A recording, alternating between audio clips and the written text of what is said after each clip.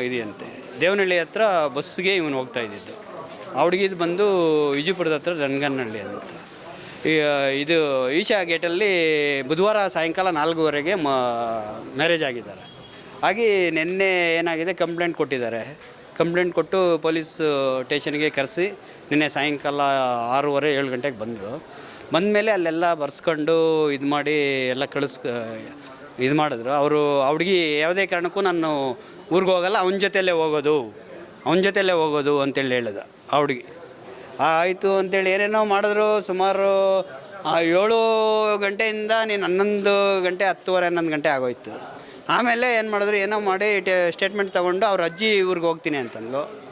ಅವ್ರ ಅಜ್ಜಿ ಊರಿಗೆ ನೀನು ಅವರೇ ಕಾರಲ್ಲಿ ಹುಡುಗಿನ ಕಳಿಸ್ಕೊಟ್ಮೇಲೆ ಇದು ಅಗಲಗುರ್ಕಿ ಗೇಟಲ್ಲಿ ಬ್ರಿಡ್ಜ್ ಹತ್ರ ಇಳಿಸ್ಬಿಟ್ರಂತೆ ಹುಡುಗನ.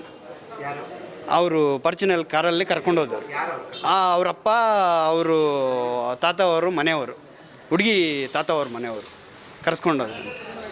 ಆಮೇಲೆ ಏನಾಯಿತೋ ಗೊತ್ತಿಲ್ಲ. ಬೆಳಗ್ಗೆ ಏನಾಗಿದೆ, ಬೆಳಗ್ಗೆ ಇವನೇನೋ ಹೋದ್ನು ಮಾಹಿತಿ, ಇವನು ಹೋಗಿದ್ನಂತೆ ಎಲ್ಲಿಗೆ ಅವತ್ತಿಗೆ ಹೋದಾಗ ಏನು ನಡ್ತೇನೋ ಗೊತ್ತಿಲ್ಲ ಅದು ಮಾಹಿತಿ ನಮಗೆ.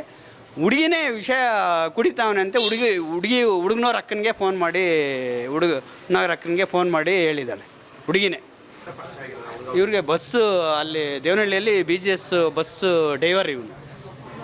ಆ ರೀತಿಯಲ್ಲಿ ಪರಿಚಯ ಆಗಿ ಆ ಹುಡುಗಿ ಕಾಲೇಜ್ಗೇನೋ ಹೋಗ್ತಾ ಇದ್ಲ, BGS ಸ್ಕೂಲ್ ಕಾಲೇಜ್. ಮನೆಯಲ್ಲಿ